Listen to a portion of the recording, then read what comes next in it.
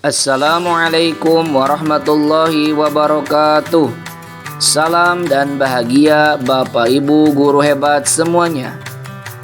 Selamat datang di ruang kolaborasi modul 2.3, yaitu tentang coaching untuk supervisi akademik oleh Nana Solihin dari SMP Negeri 3 Ciamis, calon guru penggerak angkatan 11 Kabupaten Ciamis. Coaching merupakan salah satu kegiatan kemitraan antara seorang coach dengan seorang coachee, yang mana dalam kemitraan ini membangun untuk meningkatkan potensi ataupun kompetensi diri yang dimiliki oleh coachee. Dalam melaksanakan coaching, seorang coach harus yang pertama fokus pada coachee.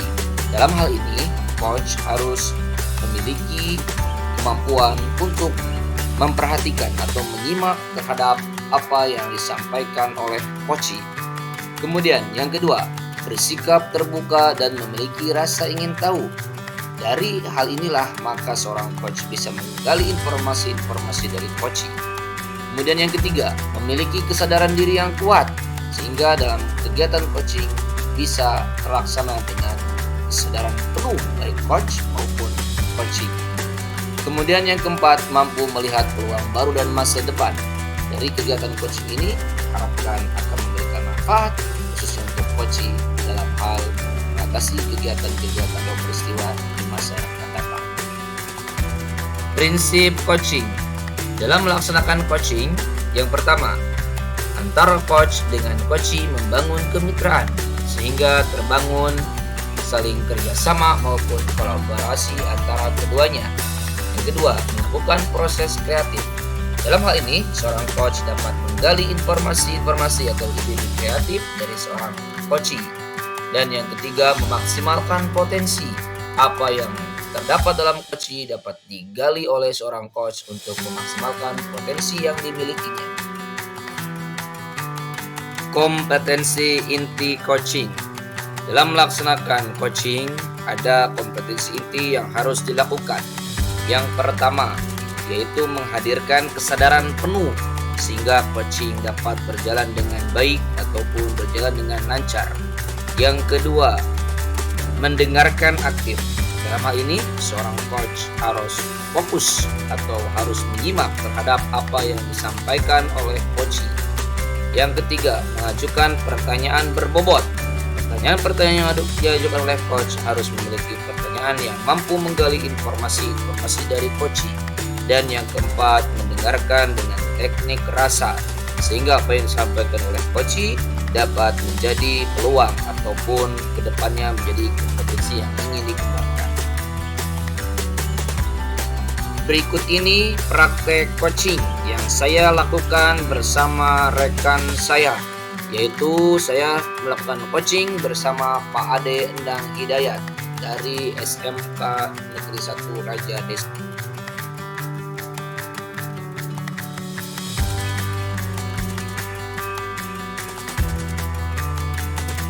Assalamualaikum Pak Ade.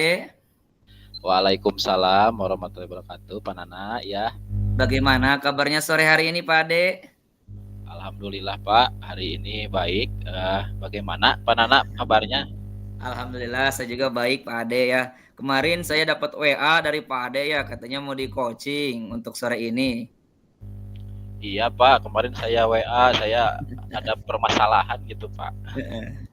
Baik, kira-kira Pak Ade untuk sore ini nih, apa yang ingin disampaikan oleh Pak Ade? Ini Pak, permasalahan ya Pak yang saya dapatkan gitu di kelas Pak, itu yang ingin saya sampaikan Pak Nana gitu, mengenai fokus belajar siswa Pak, itu saya diskusikan Pak. Oh gitu. Jadi Pak Ade ingin membicarakan terkait ini ya, fokus murid gitu ya di kelas gitu ya. Betul Pak, iya yang Oke, itu. baik. Kira-kira tujuan Pak Ade untuk percakapan ini apa yang ingin dicapai ini Pak Ade? Nah, yang ingin saya capai apa dari kita tujuan percakapan hari ini, yaitu ingin solusi ya Pak, solusi Mhm. bagaimana eh, mengatasi gitu fokus siswa ketika pembelajaran gitu Pak. Gitu. Itu yang ingin saya fokuskan pada percakapan kali ini Pak. Baik, kalau boleh tahu nih Pak Ade ya, eee, kalau kita misalkan dibuat skala gitu ya, dari skala 1 sampai skala 10 nih, kira-kira tingkat kefokusan murid-murid Pak Ade ya, selama belajar seperti apa Pak? Ada di skala mana nih? Kalau 1 misalkan tidak fokus banget gitu ya, kalau 10 fokus banget gitu. Nah, kira-kira murid Pak Ade, nah kalau kita buatkan skala ada di skala mana nih Pak Ade? Eh, Kalau diskalakan Pak, saya rasa itu ada di skala 7 Pak, karena 7 ya. itu memang tidak semuanya yang Mhm. tidak fokusnya, ada beberapa saja, yaitu kurang lebih lah dari 70% siswa, yaitu dari 36 ya Pak jumlah siswa yang saya ajar di kelas, ya Iya. sekitar kurang lebih 30 Pak yang fokus, sisanya itu ya itulah Mhm. tidak fokus melihat kemana-kemana gitu Pak. Oh Itu gitu. kurang lebih di 7 Pak lah gitu, di Gitu, 7 siap Pak. siap. Berarti Pak Ade bisa melihat ya selama pembelajaran untuk tingkat kefokusan siswa ini sekitar 70% Pak Ade ya. Ya Pak itu Tiga tujuh puluh puluh persennya masih belum fokus gitu ya Pak Nah, Ade. iya belum fokus ke saya Iya. menyampaikan materi gitu Pak. Nah, kira-kira nih kalau Pak Ade ingin tingkatkan ya, kalau ingin Pak Ade tingkatkan, kira-kira ingin mencapai level berapa nih untuk tingkat kefokusan siswanya? Nah, yang pasti ya Pak dari 7-nya pengennya ya ke 10 ya Pak, karena pasti inginnya dalam pembelajaran itu yang terbaik ya Pak. Jadi siswa Iya itu iya. mendengarkan, fokus terhadap pelajaran yang mereka sedang laksanakan gitu. Jadi tidak pikirannya kemana atau penglihatannya kemana gitu ya Pak. Jadi Iya saya iya. juga menjelaskan ketika di kelas itu dapat dipahami dengan baik gitu oleh siswa. Jadi siswa tersebut dapat intinya melaksanakan kegiatan pembelajaran itu prakteknya juga baik gitu Pak. Jadi Iya, itu yang ingin saya capai ya 10 Pak, pasti yang terbaik lah gitu Pak. baik. Jadi Pak Ade ingin meningkatkan level fokus siswa ini di 100% gitu ya Pak Ade ya, di skala Iya 10. Pak. Kira-kira nih yang ingin Pak Ade tingkatkan ini, kekuatan yang Pak Ade miliki seperti apa nih supaya bisa mencapai angka 100% itu atau 10 skala ini? Bagaimana Pak Ade? Nah, kekuatan yang saya miliki yaitu saya ingin membuat suatu pembelajaran itu yang bisa fokus ya Pak, bisa fokus Mhm, terhadap saya gitu kan, mendengarkan apa yang saya instruksikan dengan menggunakan pembelajaran yang menarik Pak gitu, iya, menarik, kemudian senang lah gitu siswanya, jadi fokusnya memperhatikannya ke saya gitu, jadi tidak mhm, kemana-kemana gitu. Jadi intinya membuat pembelajaran itu semenarik mungkin Pak, gitulah gitu. intinya. Ya inginnya siswa itu dapat fokus, menyenangkan gitu Pak, Iya pembelajaran itu iya, menyenangkan, siswanya juga tertarik nih untuk belajar dengan saya gitu Pak. betul Jadi betul betul. itu yang saya inginkan Pak, Iya seperti iya. itu. Baik, sejauh ini menurut Pak Ade ya, pembelajaran yang sekiranya menyenangkan atau membuat siswa bahagia itu pembelajaran yang seperti apa itu Pak Ade? Nah, pembelajaran yang menyenangkan itu pembelajaran yang memang pertama membuat siswa itu aktif ya Pak, aktif. Kita bisa melihat Mhm, dari siswa aktif, kemudian siswanya itu berperan gitu dalam kegiatan pembelajaran gitu kan, ketika diinstruksikan mengikuti instruksi gitu. Jadi dari penggunaan model mungkin Pak, strategi-strategi gitu Pak, yang iya, memang harus gitu kan, harus dijalankan ketika pembelajaran supaya membuat pembelajaran itu anak juga tidak jenuh gitu kan, penglihatannya bisa terus iya, melihat gitu kan, fokus lah intinya, fokus ke mhm, saya gitu kan. Jadi strategi dan langkah-langkah yang harus ditempuh yaitu mungkin metode dan strateginya yang harus baik. dijalankan gitu Pak. Iya, jadi Pak Ade, salah satu cara untuk meningkatkan fokus itu tadi Pak Ade bilang adalah dengan menerapkan pembelajaran yang menyenangkan gitu ya, Ya, strateginya, baik modelnya ataupun untuk, apa nama itu, kegiatan-kegiatan sama pembelajaran gitu Pak Ade ya. Kira-kira nih selain Pak Ade menyiapkan, rencana pembelajaran yang menyenangkan, yang berpihak pada murid nih, adakah cara lain gitu ya, rencana lain gitu yang ingin Pak Ade kembangkan supaya anak ini bisa lebih fokus lagi saat pembelajaran gitu? Apa yang akan Pak Ade kembangkan lagi? Nah, yang ingin saya kembangkan Pak, selain tadi strategi pembelajaran ya Pak, Ya. saya juga akan mengembangkan kolaborasi saya, ya kolaborasi Oke. dengan sesama guru, utamanya Mhm. guru olahraga ya Pak, yang kebetulan Mhm. di waktu itu sama juga menggunakan lapangan gitu. Jadi itu yang akan fokuskan untuk saya, jadi berkolaborasi dengan rekan guru, utamanya guru olahraga ya Pak, Iya. supaya apa? Supaya di lapangan itu tidak mengganggu gitu ya siswa, kemudian siswanya tidak mengganggu siswa yang lain gitu. Mhm. Jadi siswa itu fokus ke gurunya gitu, walaupun Betul betul betul. eh, satu lapangan tapi tetap fokusnya siswa ke guru yang mereka itu gitu kan, yang dihadapi mereka gitu, di hadapan mereka ya. Jadi Iya. diadakan kolaborasi dulu sebelumnya gitu Pak, dengan Mhm sama-sama mhm. rekan guru. Itu yang rencana lain yang akan saya lakukan. Seperti Siap itu Pak Ade. Pak.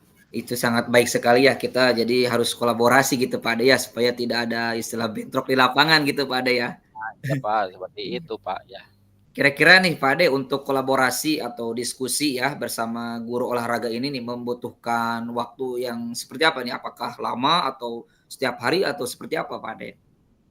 Nah, untuk kolaborasi seperti saya perlukan setiap hari ya Pak, setiap hari, Mhm. karena memang kebetulan di sini lapangan yang memang luas itu hanya ada satu ya Pak. Jadi memang harus setiap hari kita kolaborasi, diskusi dulu pembelajaran apa sih gitu, materi apa sih untuk pertemuan minggu ini, apakah memang materinya itu perlu lapangan yang luas gitu kan, apakah Mhm. semuanya harus ada di lapangan nih, guru olahraga dan siswanya gitu, yang satu kelas itu 36 gitu dikali Mhm. 3 wah, hampir 100 gitu Pak. Nah itu sangat bagaimanalah gitu ya, mengganggu sekali gitu kan, mengganggu yang lain gitu ketika ada bola datang dan sebagainya itu.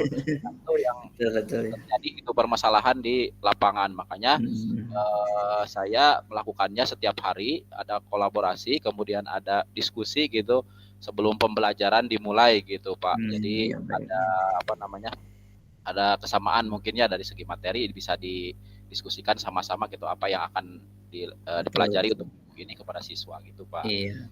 Baik, jadi Pak Ade nanti di saat diskusi ataupun kolaborasi itu, sebelum kegiatan pembelajaran akan saling ngobrol dulu gitu ya, bahasa kasarnya mah gitu Pak Ade ya, dengan guru yang Iya, bersangkutan, sehingga tidak ada bentrok di lapangan gitu Pak Ade ya. nah Nah seperti itu kira-kira nih Pak. Pak Ade dalam saat diskusi atau, kolaborasi dengan guru yang bersangkutan gitu ya, terutama guru olahraga yang berperan dalam pembelajaran yang bersamaan dengan pelajaran Pak Ade ya, apakah ini ada hambatan yang bisa terjadi gitu ya, seperti apa nih hambatannya kira-kira? Kalau masalah hambatan pasti saja ada ya Pak, ada lah gitu Mhm. ya, yang memang di luar, kadang di luar perencanaan gitu kan, di luar Mhm. diskusi sebelumnya gitu, yaitu hambatannya yaitu ketika memang pertukaran jam gitu kan, pertukaran Iya. jam, kita sama guru tidak ada kolaborasi terlebih dahulu. Nah itu Mhm. jadi hambatan Mhm. yang memang sering terjadi gitu, kita ketika belum tidak ada konfirmasi atau tidak ada kolaborasi Mhm. terlebih dahulu, semuanya numpuk di lapangan. Nah itu Pak yang Iya ya. menjadi hambatan. Jadi perpindahan dari pelajaran atau kelas sebelumnya ke kelas yang Mhm. berikutnya itu kadang kan berurutan ya Pak, atau bersambung gitu kan, berganti, Mhm. cuma mata pelajarannya saja eh, yang masih di lapangan. Jadi gurunya masih ada di lapangan Mhm. gitu Pak. Nah itu kadang tidak ada waktu untuk melakukan kolaborasi gitu sebelumnya, atau diskusi dulu sebelumnya. Nah itu yang menjadi hambatan yang sering saya alami ketika melakukan pembelajaran di lapangan gitu Pak. Baik Itu baik. saja ya. Jadi, saat pergantian jam itu mungkin kurang efektif gitu Pak ya, untuk memungkinkan misalkan untuk kolaborasi juga kan akan ada apa istilahnya, waktunya singkat gitu ya Pak Ade ya. Nah Ya waktunya kira-kira nih Pak Ade singkat. untuk mengatasi hambatan seperti ini nih, apa langkah yang akan Pak Ade terapkan nih?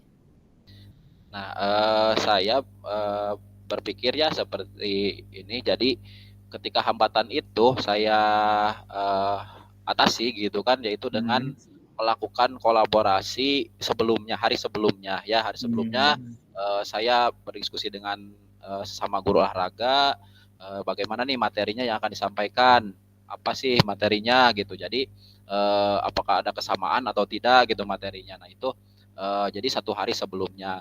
Nah, kemudian saya juga melihat jadwal setiap guru yang Mm-mm. sama, guru olahraga gitu kan, apakah di hari itu bentrok, apakah cuma satu guru yang menggunakan Mm-mm. lapangan, apakah dua guru atau tiga guru yang menggunakan lapangan. Nah, itu kalau yang menjadi hambatan tiga guru, itu ketika tiga guru sama di jam yang sama mengajar Betul olahraga, nah betul. itu yang menjadi hambatan Pak. Jadi antisipasinya saya diskusi dulu sehari sebelumnya dan melihat jadwal pelajaran guru olahraga juga sama gitu Pak. Ya, baik. Tuh. Jadi nanti Pak Ade untuk mengatasi hambatannya akan melakukan diskusi atau kolaborasi di hari sebelumnya gitu ya. Di saat Ya, misalkan Pak. jam pergantian jam sangat mepet, akhirnya diambillah hari sebelumnya untuk melakukan koordinasi dengan guru-guru itu Pak ya saat pembelajaran olahraga nanti gitu.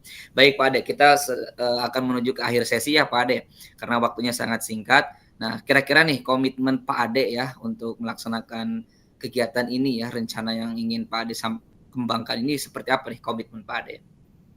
Komitmen saya dalam rencana yang sudah tadi saya sampaikan ya Pak, yaitu Mm-mm. yang pertama adanya kolaborasi, yang pasti Mm-mm. kolaborasi dengan sesama guru olahraga, tahu bagaimana jadwalnya, tahu Mm-mm. materinya yang akan diajarkan gitu pada pertemuan minggu ini Betul. misalkan gitu. Jadi komitmen yang pertama kolaborasi. Nah kemudian tadi diskusi sebelum pembelajaran itu juga akan saya lakukan gitu supaya Mm-mm. ke depannya saya bisa jalankan seterusnya gitu Pak. Jadi Mm-mm. tidak cuma waktu itu saja, tapi kan kemungkinan minggu depan atau minggu depannya lagi kemungkinan kan bisa saja bentrok gitu.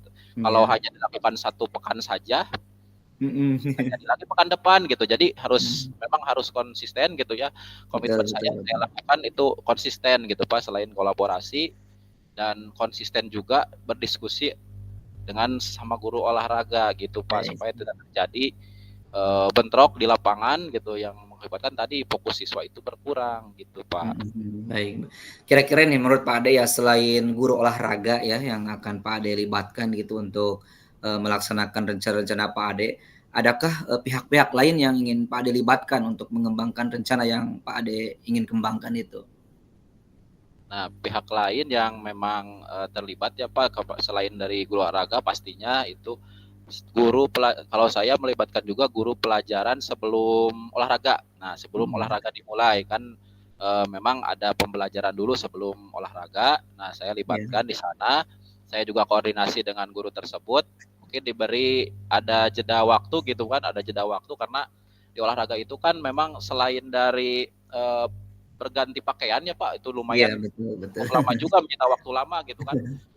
Mungkin diberi jeda waktu untuk berganti pakaian, nah bisa Mhm.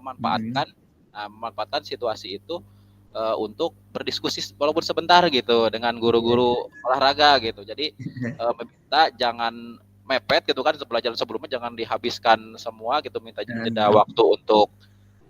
waktu untuk berganti pakaian dan juga saya diskusi gitu Pak dengan Siap. sesama guru gitu.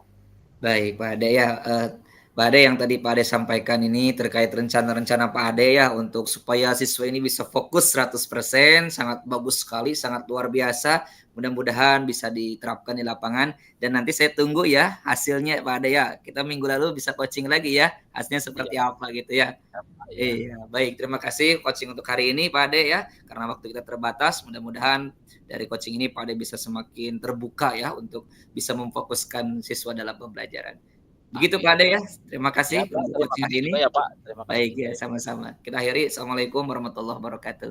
Waalaikumsalam warahmatullahi wabarakatuh.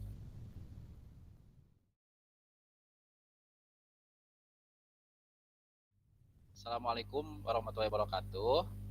Waalaikumsalam warahmatullahi wabarakatuh, Pak Ade. Pak Nana, gimana kabarnya? Alhamdulillah sehat Pak Ade. Bagaimana Pak Ade sendiri kabarnya? Alhamdulillah Pak, saya juga sehat. Gini Pak, kemarin kan Bapak WA saya ya, itu mengenai ingin bertemu dan diskusi, katanya ada Iya, Pak Ade. permasalahan Pak. Itu apa ya Pak? Permasalahan bagaimana? Iya gini Pak Ade ya, saya tuh akhir-akhir ini, minggu-minggu ini merasa dalam pembelajaran, dalam kegiatan pembelajaran ini apa namanya itu ya, mengalami suatu permasalahan itu ya. Jadi di dalam pembelajaran ini saya menemukan kasus ada beberapa murid saya ini yang sangat hiperaktif sekali pada itu. Iya ya Pak. Iya baik Pak, mengenai tadi yang sudah Bapak jelaskan berikut ya. Jadi Pak Nana ingin bagaimana gitu solusinya ketika menghadapi siswa yang hiperaktif ya Pak. Betul Ya, Pak Ade, saya itu ingin mencari solusi terbaik agar anak yang hiperaktif ini bisa terkendali Pak Ade ya. Jadi di kelas bisa belajar sesuai yang diharapkan, tidak mengganggu teman-teman, tentunya ingin menciptakan kenyamanan dalam pembelajaran Pak Ade. iya Pak. Jadi eh, di percakapan kali ini yang ingin Pak Nana dapatkan bagaimana ya Pak?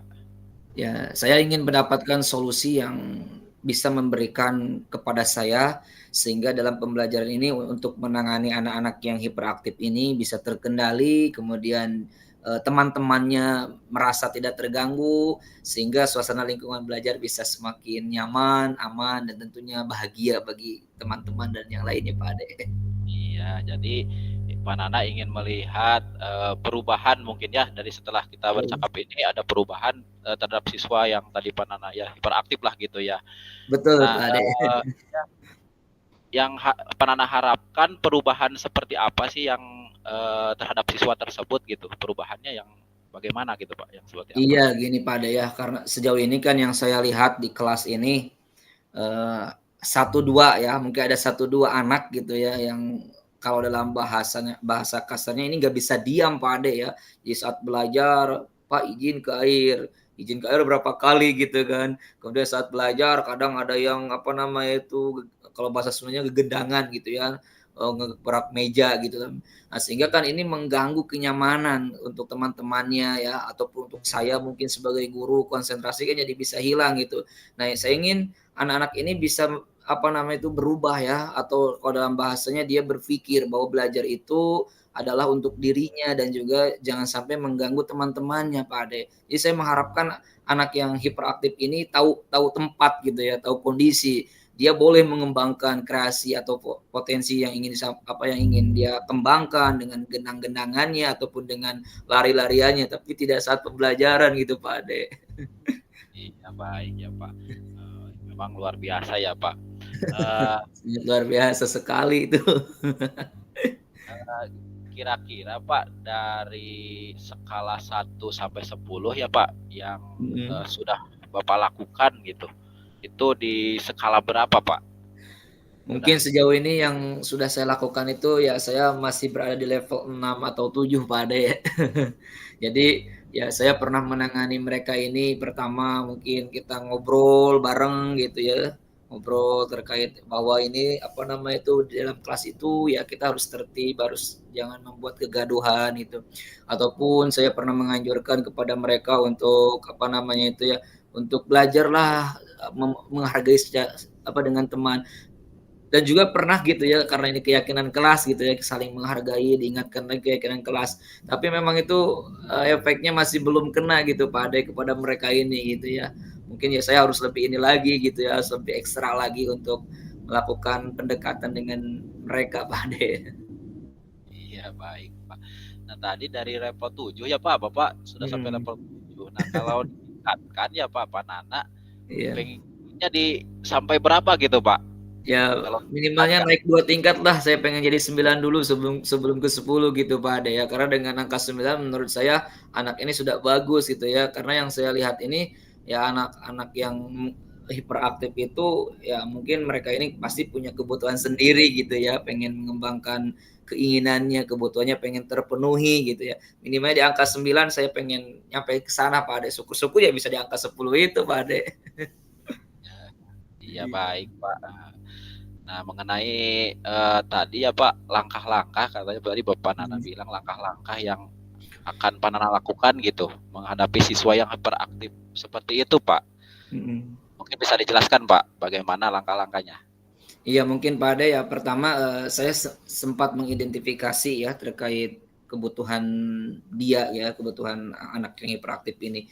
Ya kalau kita lihat belajar dari diferensiasi ya, saya lihat anak yang hiperaktif ini mereka ini memiliki tipe gaya belajar kinestetik gitu pada ya, karena nggak bisa diam gitu, pengennya jalan-jalan, pengennya apa namanya itu lari-larian, pengennya gendang-gendangan itu ya. Saya identifikasi sepertinya anak ini kinestetik ya. Mungkin nanti saya akan mencoba untuk istilahnya memenuhi kebutuhan belajar mereka dengan cara ya mungkin bisa dengan berperan gitu ya, bermain peran seperti drama mungkin atau juga bisa dengan wawancara, teknik wawancara bisa saya kembangkan. Mungkin itu akan saya coba. Kemudian yang kedua juga yang saya ini inginkan itu adalah mungkin saya harus koordinasi dengan wali kelas gitu ya Pak Ade. Karena kita di SMP ini bukan wali kelas tapi hanya guru mapel. Guru mapel ini kan waktunya hanya sebentar itu. Nanti saya akan coba untuk koordinasi dengan wali kelas agar kebutuhan anak yang hiperaktif ini bisa saling terpenuhi baik saya sebagai guru mapel maupun oleh wali kelas gitu Pak Ade. Seperti itu mungkin Pak Ade rencana saya ke depan agar anak ini bisa lebih baik lagi. Mudah-mudahan tadi di angka 9 atau 10 itu Pak Ade. Ya Pak Nana. Iya, mengenai tadi langkah yang sudah sangat jelas Pak Nana itu tadi sudah sampaikan. Ada strategi ya Pak, strategi yang Pak Nana akan terapkan gitu, strategi bagaimana menghadapi siswa tersebut Pak.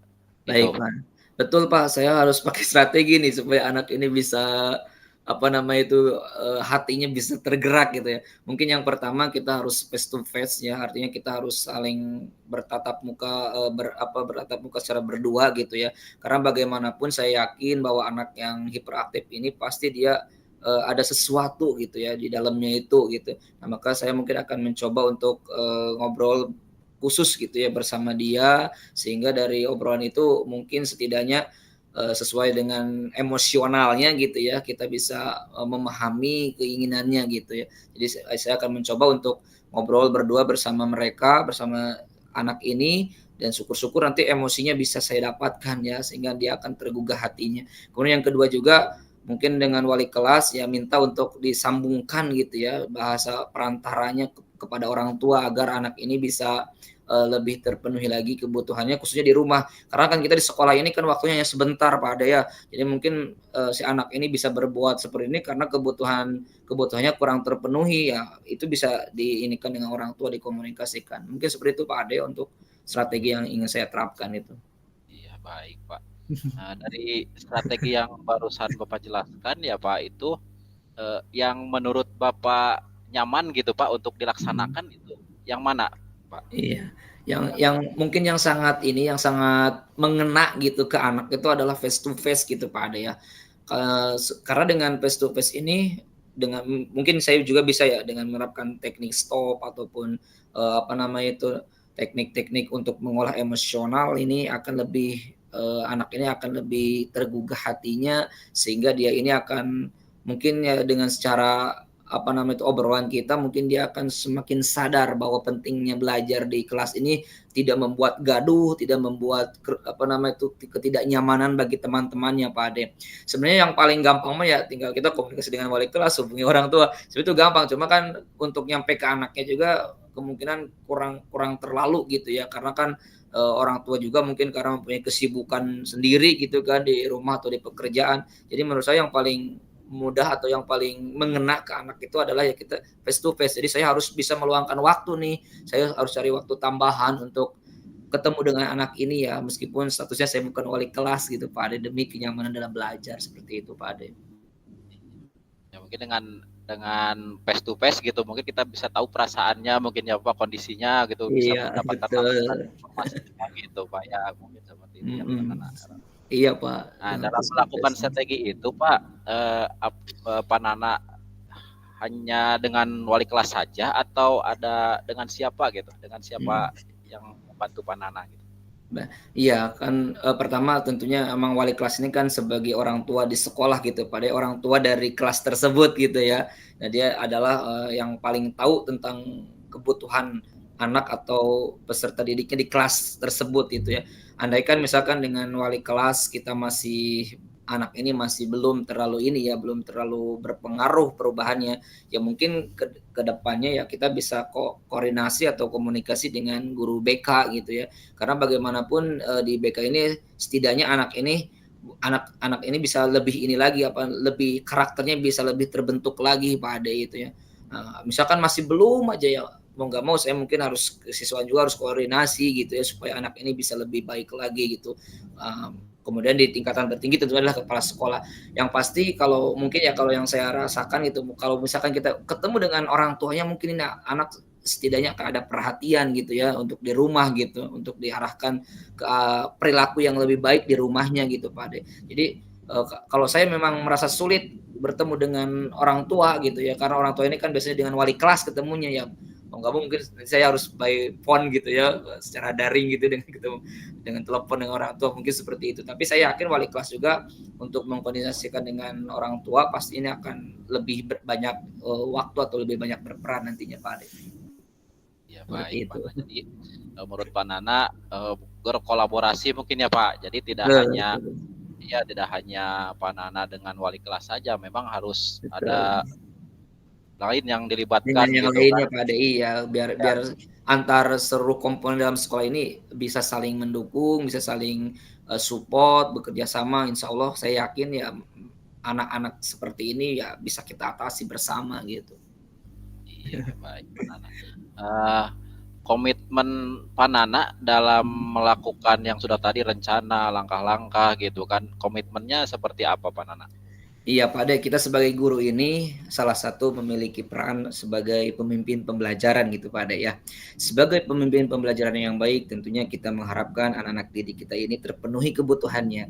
Maka komitmen saya sebagai guru, saya akan berusaha untuk memenuhi kebutuhan murid, termasuk tadi salah satu murid saya yang memiliki kemampuan atau yang memiliki sifat hiperaktif ini akan saya penuhi kebutuhannya. Karena bagaimanapun dia ini adalah salah satu generasi emas bangsa yang memiliki potensi minat bakat dan potensi minat bakatnya masing-masing. Tentunya kita tidak bisa menyalahkan karena bagaimanapun anak ini pasti ada kelebihan dan tentunya setiap orang pasti ada kekurangannya. Seperti itu Pak Ade. Jadi saya akan semangat sebagai pemimpin pelajaran, saya akan berusaha untuk membantu mengembangkan potensi anak ini yang hiperaktif ini Pak Ade. Iya baik Pak Nana. Ini gak terasa ya kita sudah di penghujung waktu karena waktunya memang terbatas ini Pak Nana.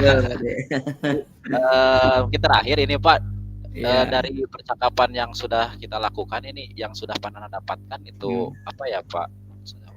Ya dari percakapan ini saya jadi terasa terbuka Pak Ade ya.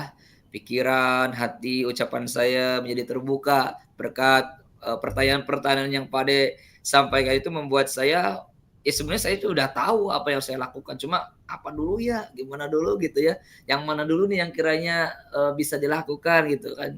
Jadi dengan bantuan Pak Ade saya bisa membuka wawasan, pengetahuan, pikiran, hati dan ucapan saya sehingga saya berharap ya dalam melaksanakan rencana-rencana yang tadi saya sebutkan ini bisa berjalan dengan lancar dan tentunya saya berharap anak-anak yang hiperaktif ini bisa menempatkan perannya gitu ya saat dia bermain ataupun saat dia belajar. Seperti itu Pak Ade.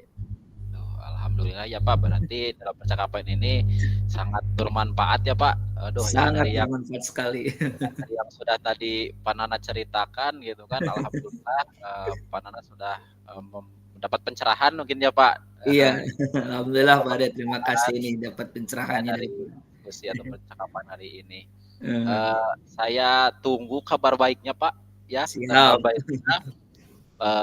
Minggu depan mungkin kita bisa lakukan percakapan lagi ya bagaimana perkembangannya anak tersebut gitu Kak Pak, langkah-langkahnya bagaimana gitu, mudah-mudahan kan kita juga sebagai guru gitu bisa memberikan yang terbaik lah untuk anak didik kita ya Pak. Iya siap. Saya tunggu ya Pak minggu depan.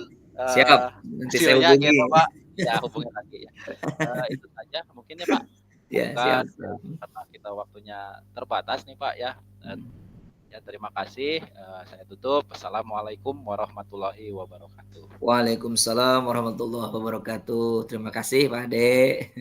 Berikut ini refleksi yang telah saya lakukan dari latihan coaching. Yang pertama, apa yang sudah berjalan dengan baik selama percakapan? Selama percakapan berjalan, penerapan yang sudah terlaksana adalah penerapan alur tirta, Dari coaching yang telah dilakukan, kami telah menerapkan alur tirta yang sesuai dengan panduan coaching. Kemudian yang kedua, apa yang masih perlu diperbaiki atau ditingkatkan? Yang perlu kami perbaiki atau tingkatkan adalah terus berlatih, sehingga pada pelaksanaan coaching bisa berjalan dengan lancar dan tentunya memberikan kenyamanan baik untuk coach maupun untuk coachee. Yang ketiga, apa yang Bapak Ibu lakukan untuk tetap dalam kondisi present atau kehadiran penuh? Untuk menghadirkan kondisi kehadiran penuh, maka saya sebagai coach harus menerapkan atau memberikan suasana yang rileks dan nyaman terhadap coachee, sehingga pelaksanaan coachee dapat berlangsung dengan lancar dan tentunya menghasilkan tujuan yang diinginkan. Kemudian yang terakhir, apa yang akan Bapak Ibu lakukan untuk memperbaiki atau meningkatkannya? Untuk memperbaiki atau meningkatkan kegiatan coaching, maka saya harus terus melaksanakan coaching. Coaching yang akan saya laksanakan bisa berkaitan dengan guru atau rekan sejawat, bisa juga berkaitan dengan murid-murid saya, sehingga kompetensi mereka dapat terus dikembangkan. Kemudian saya sebagai guru juga siap untuk di-coaching, terutama oleh kepala sekolah ataupun guru-guru senior. Saya siap untuk di-coaching demi meningkatkan kompetensi atau potensi yang saya miliki. Selanjutnya, umpan balik yang saya berikan ketika saya sebagai coachee. Pertanyaannya, apa yang Anda rasakan pada saat di-coaching? Jawabannya adalah, ketika saya di-coaching oleh Pak Ade sebagai coachnya, saya merasa senang dan tentunya sangat nyaman saat kegiatan coaching tersebut. Melalui coaching, setidaknya beban permasalahan ataupun kebingungan yang terjadi pada diri saya dapat berkurang. Dengan bantuan coach, saya dapat memunculkan ide-ide atau gagasan-gagasan kreatif dalam mengatasi permasalahan yang terjadi. Demikian yang dapat saya sampaikan. Terima kasih atas perhatiannya dan mohon maaf atas segala kekurangannya. Sampai jumpa. Wassalamualaikum warahmatullahi wabarakatuh.